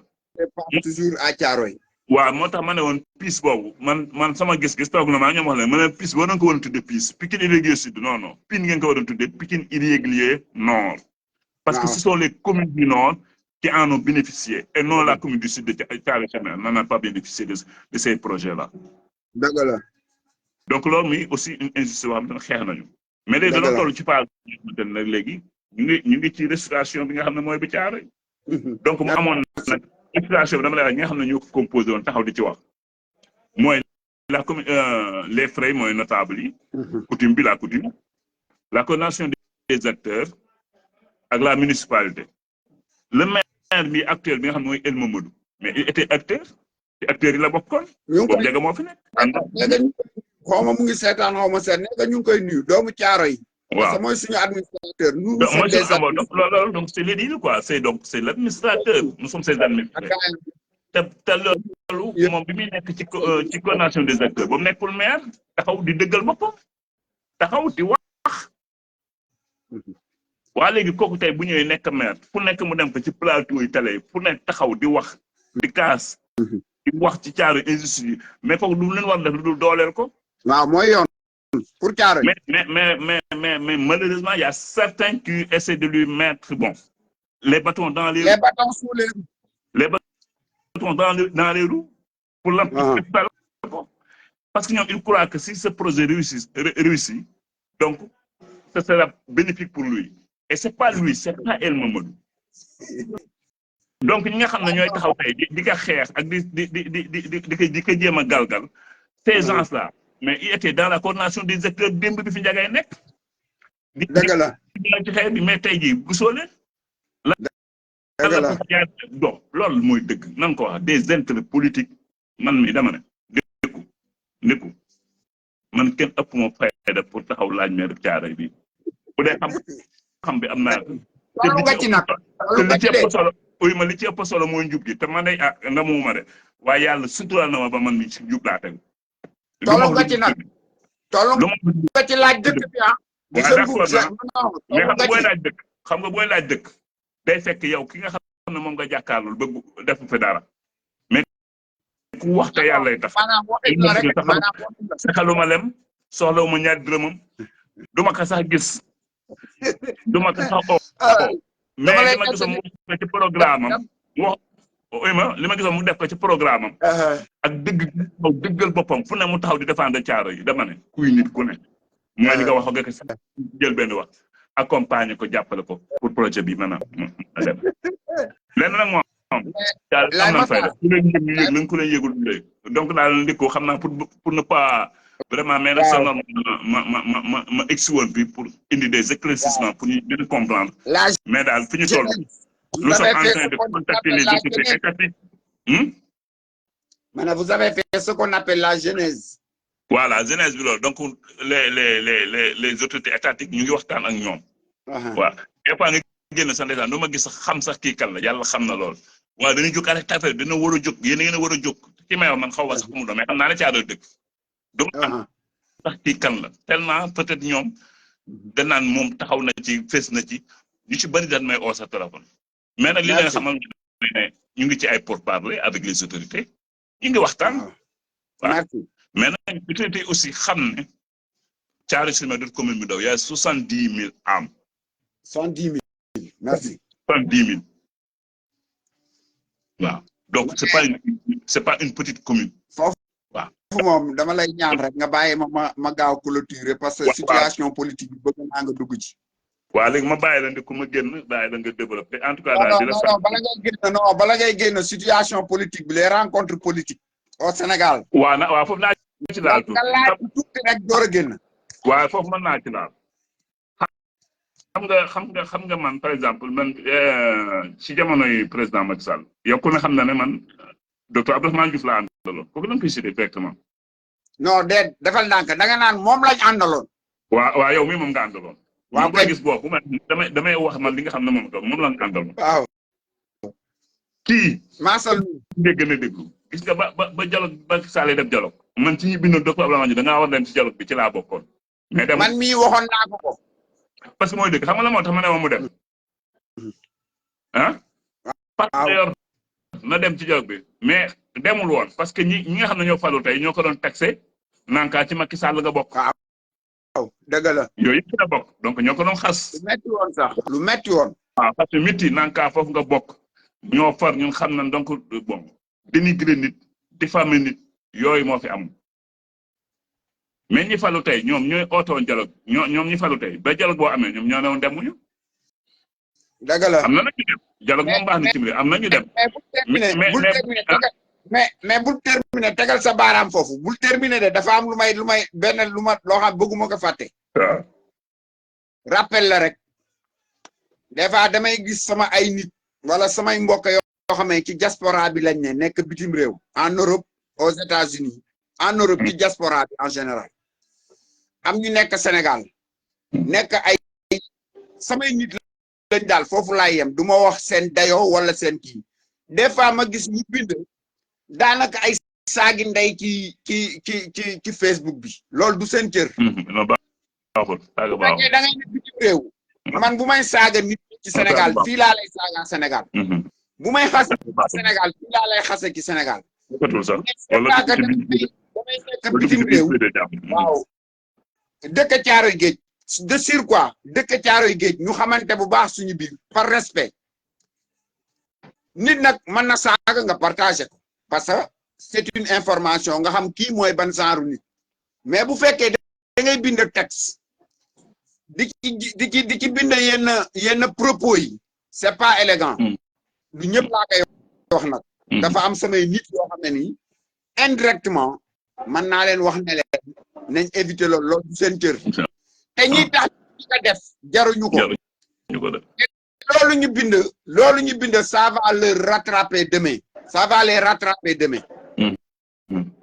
C'est un conseil que je leur donne. Continuez.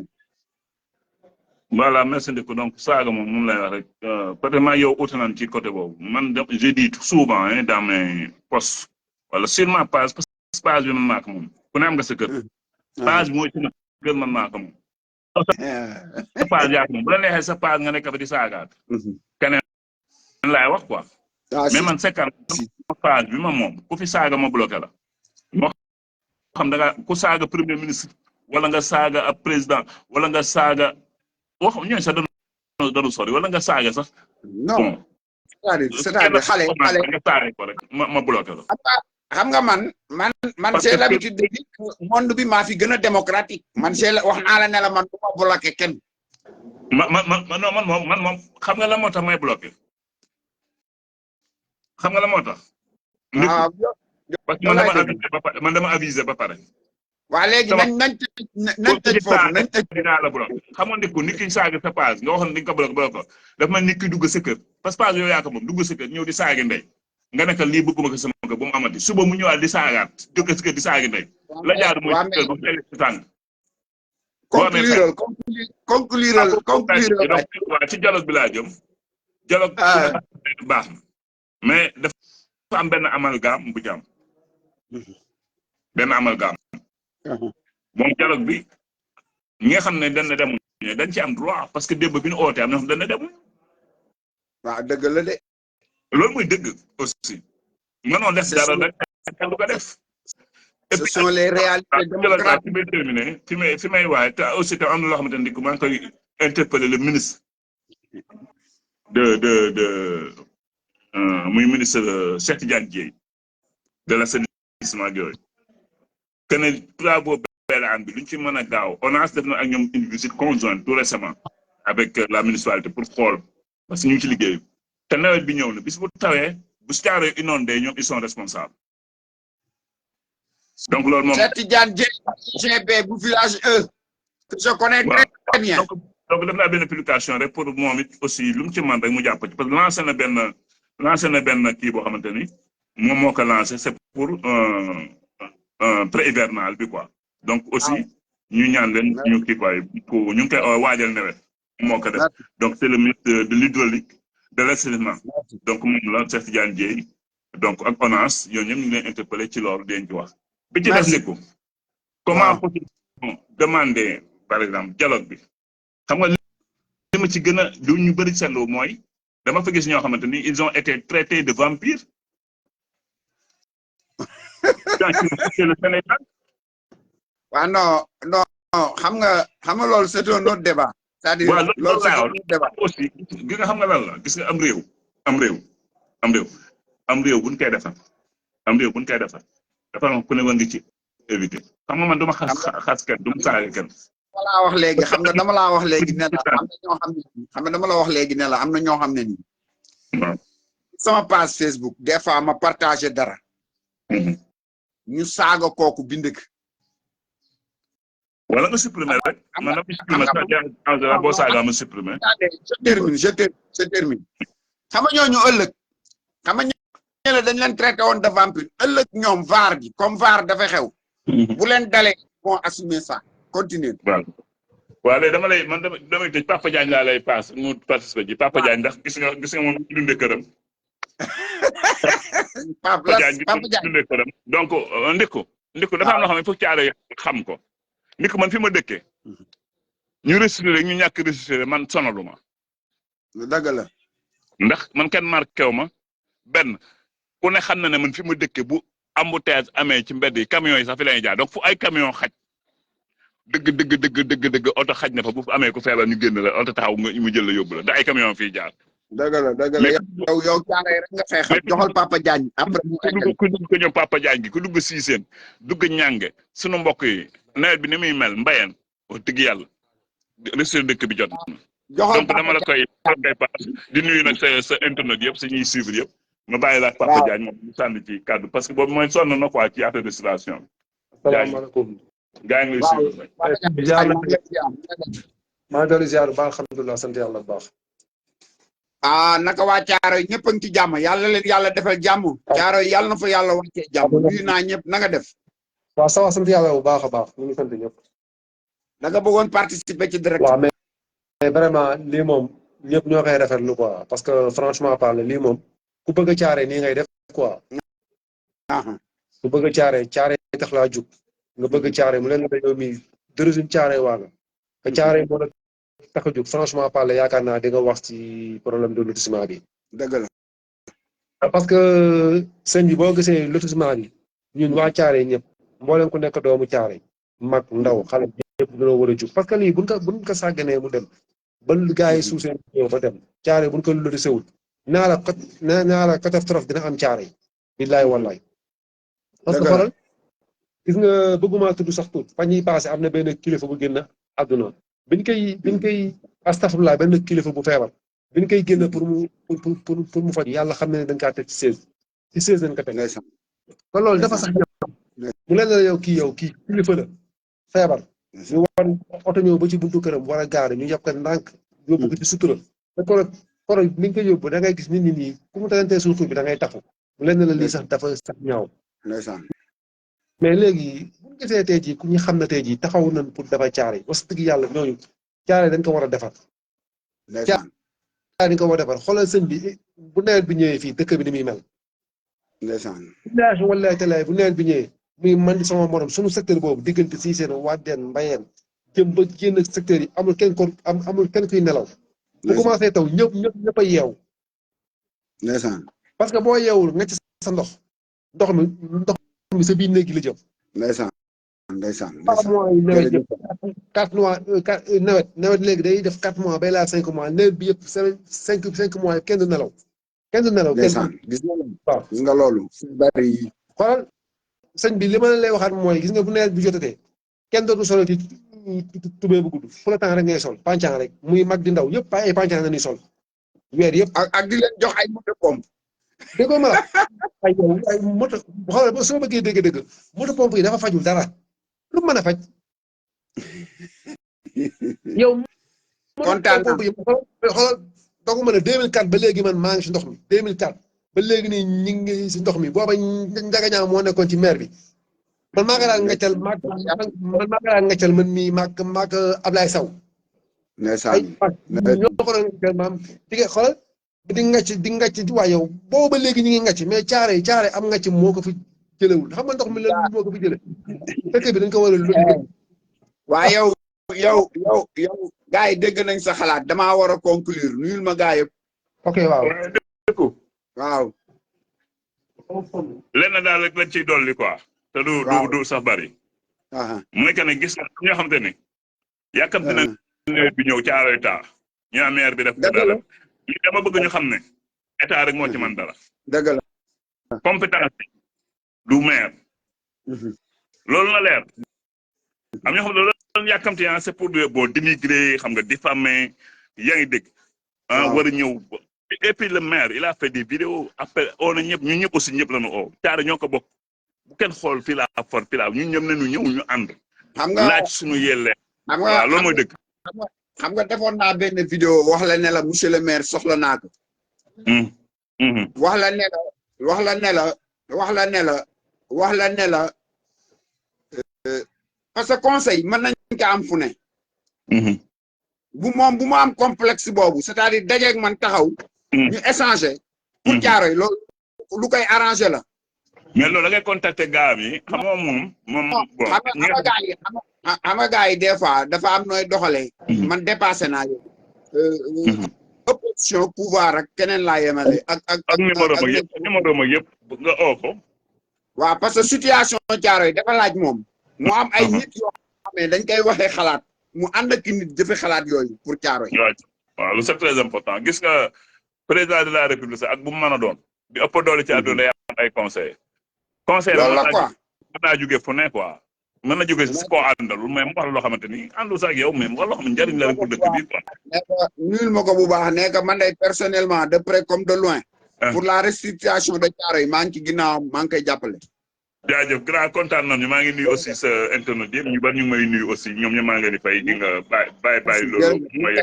ah doomu mère Fatou Aïdara Dieng yàlla na ko yàlla yërëm muy Baye Ziz mi ngi Maroc mooy nuyoo noonu maa ko bëggee aussi mi ngi suñu donc may nuyu ñëpp maa leen ziar maa ngi nuyu le roi du Maroc mais xam na mën naa dëkk ba maa ngi nuyu waa Maroc maa ngi génn donc ma bàyyi la nga continuer ñeneen ñi bëgg a dugg aussi ñu mais ñun daal liñ ci xam lañ ci wax liñ ci dund lañ ci wax te li ñu wax ndekku encore une fois mu leer caale gépp wallahi Serif Gueye mi ngi suivre créé nañ GIE moom GIE la dugg moom cotisé na moom Serif Gueye prestation man mi cotisé naa Ali Seck ñeneen ak ñaa ñoo xam ci GIE lan bokk cotisé nañu seen xaalis kan moo ñu ko jox kenn caarale moo ñu waral ñu cotisé pour GIE yooyu taxaw donc ñooñu seen alal lañ ci def xaaruñu ci kenn donc rek ñuy sant ñëpp di leen gërëm quoi. maa leen di nuyu ñoom it. maa ngi nuyu doomi Walti mu lay suivre Walti. ah Boy Fall Laye Mokhtar Laye Saliou Laye Janel. waa dëkk maa ngi génn ma continuer suivre waaw merci. jërëjëf. Laye Mokhtar maa ngi lay nuyu bu baax Sekan nuyu naa la encore bu baax a baax a baax a baax a baax. Caaroy yow wax naa ko waxati ka Thiaroye amel na la médaille d'or Thiaroye amel na la médaille d'argent Thiaroye amel na la médaille de bronze or national du mérite Thiaroye amel na la ko parce que ku dëkk Thiaroye présentement ci situation yi ñu ne ci restructuration bi noonu nga war a taxawee mais bu fekkee da ngay taxawaayu ñaari tànk bii tànkaa du laal bi dëkkoo Thiaroye doo doomi Thiaroye yéena woo Thiaroye jàmm mais Thiaroye inondation yi bu amee ñaan waay yow des fois dama naan na ma yàlla baal ci kat na ma yàlla baal jégal ma maa ngi wax astafirullah dama naan yàlla bu ab taw am sax parce que kii wax naka léegi des fois da ngay gis ay situation ay parents yu feebar dëkk ci biir Thiaroye yi nga xam ne pour jëli leen pour yóbbu leen ci ambulance pour mu jël leen rek c'est des difficultés des fois sa mbokk ko wàññeeku nawet pour nga génne ko foofu c'est des difficultés am un projet pour restructurer Thiaroye maa ngi koy wax Laye Mokhtar léegi commencé nañoo def ci bopp nit ñi naan décret bu caduc amul xam nga ci droit fan nañuy waxee un décret est devenu caduc ou une loi est caduque mooy loo xam ne ni amoon na ay at mais kenn mësu ko appliquer baaxatul c'est erroné c'est ça qu'on appelle cette loi-là, on ne l'applique plus, ou ce décret-là, on ne l'a pas appliqué dans ce cas. Et ça peut dater des siècles et des siècles. Moi, je ne pas appliqué. Mais pour des décrets, le président sortant, Macky Sall, le président actuel, qui l'y monsieur le président Bassirou Diomaye Diakhar Faye, il faut annuler le décret. Man, amul, lolo amul. Ça, c'est le juriste qui parle maintenant. Décret man la caduc lenn nga mën a def ci décret mooy annuler ko c'est-à-dire abroger ko te pour nga abroger ko foog mu dem à l'Assemblée nationale te Assemblée nationale dégg guma ba fi ma toll nii ñu ne décret bu boo xam ne dafa concerner la restructuration de Thiaroye abrogé nañ ko voté nañ ko pour abroger ko dégg guma ko kon wax jooju na féete ne le bàyyi leen ñi ngeen di naxee la population de Thiaroye ay décret bu caduc wax jooju teg leen ko ci suuf wala nañ ma démontrer man ci sama xam-xam bu gàtt décret nan lay caduquer foofu dama koy leeral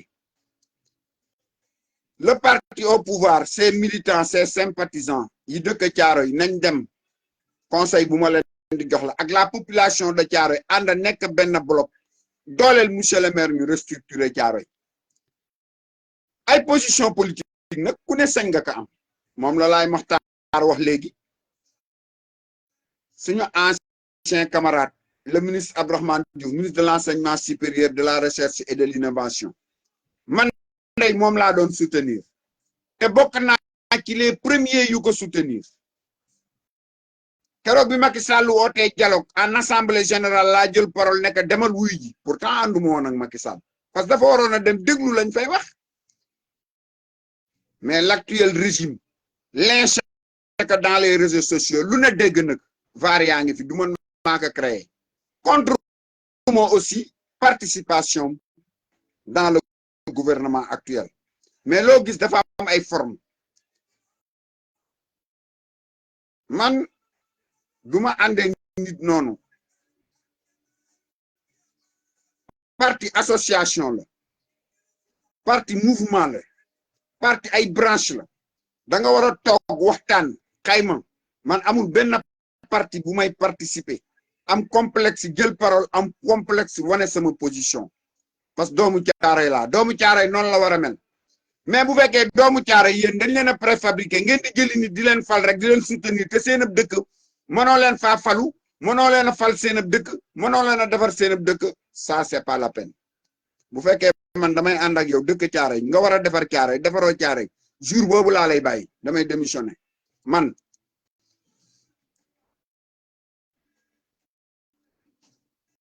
doomi Caaroy yi nag seen mentalité dafa war a changer fi ñu toll nii te j'espère que changer na mooy restructuration bi képp kuy doomi Caaroy de la diaspora et autres ku mën la defar restructuration bi taxaw ci nañ la combattre nañ la combattre pour le présent nañ la combattre pour le futur képp koo xam ne nii da ngay galgal projet bi pour Caaroy ñu bañ ko restructurer na la population yi galgal c'est ça mon point de vue c'est pas méchant j'espère maa ngi nuyu ñëpp nag ñi participer tey ñëpp maa ngi leen di ñaanal tey ñaari sujet lañ amoon mooy la restructuration de Caaroy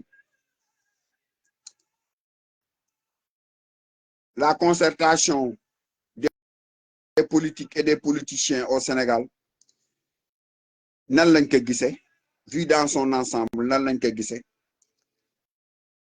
mais li ci ëppoon solo mooy Caaroy le village de Thiaroye-sur-Mer rappelé naa ko léegi laay maxtaar dafa am samay nit ci li ma jàpp man parce que man damay jàpp ne yow sama nit nga jusqu'à la preuve du contraire ba keroog nga may wan loo xam ne nii je me retiens man du ma dindi kenn Facebook moom ma Facebook j'ai tellement d'amis à travers le monde en Chine maa ngi nuyu waa Chine di nuyu waa Maroc maa ngi leen di nuyu bu baax Fès la famille de Chérif Joubert ñëpp maa ngi leen di nuyu la famille de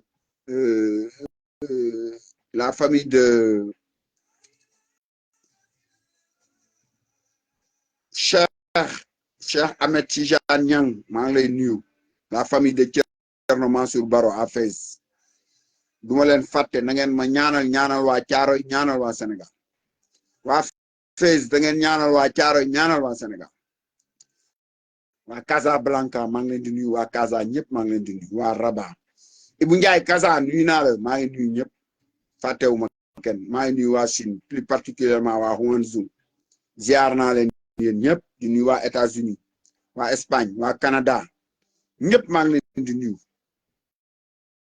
tey maa ngi Saint-Louis di nuyu waa Saint-Louis di nuyu sama famille di ñaanal sama yaay maa ngi koy nuyu mère Ndeye maa ngi lay ziar bu wér di la ñaanal yàlla may la wér guddal sa fan lool ak bépp yaay boo xamee yaa ngi dund ci kaw suuf koo xamee sa yaay génn na àdduna yàlla na ko yàlla yërëm ak sa waajur bu góor ak ñëpp maa ngi leen di ñaanal ñi feebar dëkk Caaroy ñëpp yàlla na leen yàlla may wér ñi am njàqare dëkk Caaroy yëpp yàlla na yàlla saafara seen njàqare ak Sénégal ak àdduna bi kon ñi ne bitim réew ñëpp maa ngi leen di teg maa ngi jël sama nuyoo teg seen loxo ngeen wasaareel ma ko ci àdduna bi ngeen di partager vidéo yi rappel la rek dafa am ay nit yoo xam ne nii des fois ci Facebook dëkk Caaroy dañuy bind yoo xam ne nii man sama jëmmi bopp rafetlu wu ma te duma ko mas a rafetlu parce que ñoom ñooñu loolu du seen cër xam nga maa ngi koy wax sama benn professeur de droit da ngeen may rappeler rek ñu koy wax monsieur Edouard Tomé maa ngi koy nuyu bu baax moom it dañ mas di waxtaan ma ne ko monsieur Tomé mu ne ma ne ko xam nga lu tax may jàng droit mu ne ma ne ko man dama dëkk ci dëkk boo xam ne nii il faut mu am des combattants du droit ñoo xam ne dañuy yee nit ñi ci wàllu yoon ñu xam li yoon da koy tere lii yoon du ko tere am na nag ñu ma raw fuuf nekk fa man ka def mais peut-être c'est une paresse intellectuelle wala une paresse boo xamee ñoom dañ ko def pour chantage la ci seen xam-xam maanaam jàng naa ba egsi fii lii ma lay jàngal bu ma la ko jàngalee danga may topp wala danga may déggal wala lu ma la tere nga bàyyi ko lu ma la defloo nga def ma ne ko loolu moo tax may reyante pour jàng droit véhiculer ko fa ma dëkk ci Thiaroye tey maa ngi nii je suis devenu un consultant juridique sur beaucoup de choses mën naa la ci échanger jox la ci xam-xam ne la lii ak lii la ci yoon wax lii waroo ko def lii war nga ko def lii ak lii nangam ak nangam kon man maa ngi sant yàlla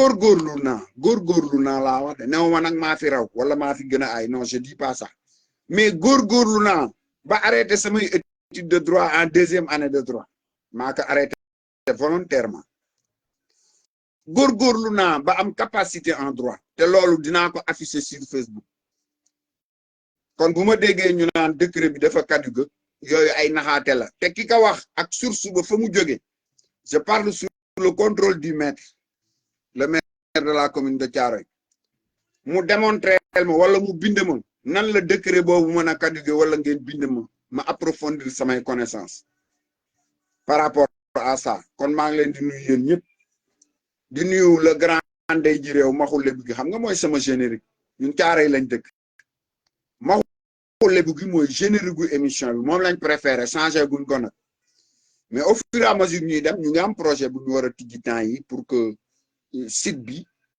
Thiaroye sur Mer TV ngeen abonné fa xool vidéo yi fa jot a waxtaan ñëpp di fa dem di seetaan mais képp kuy doomi Thiaroye na nga wax ci restructuration bi les événements politiques les rencontres politiques la politique et le politique yooyu waxtaan noonu nañ ci waxtaanaat ci les rencontres politiques les partis classiques et les partis modernes waxtaan nañ ci Grand Fall ñu ngi lay nuyu bu baax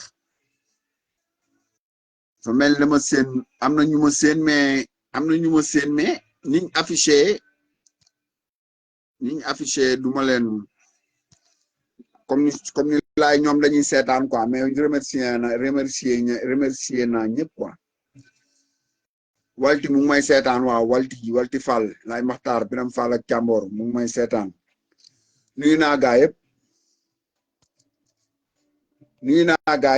yëpp nuyu naa leen kon ñu def ñaan tàkkusaan jot na ñu def ñaan julli yàlla defal ñu sutura ange billahi mina sheytaani rajim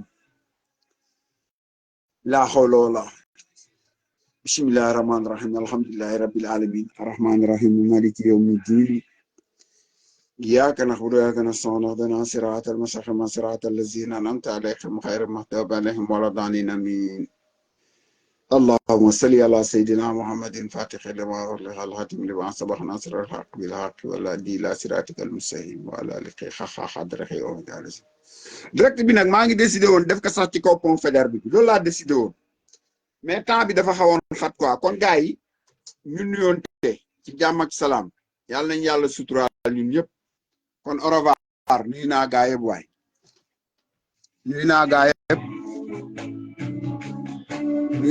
yëpp waay nekk leen ci jàmm vive la restructuration de Thiaroye vive la restructuration de Thiaroye la population de Thiaroye mobilisons-nous comme une seule personne pour la réalisation de la restructuration de Thiaroye. Vive Thiaroye sur Mer, vive Thiaroye Géej.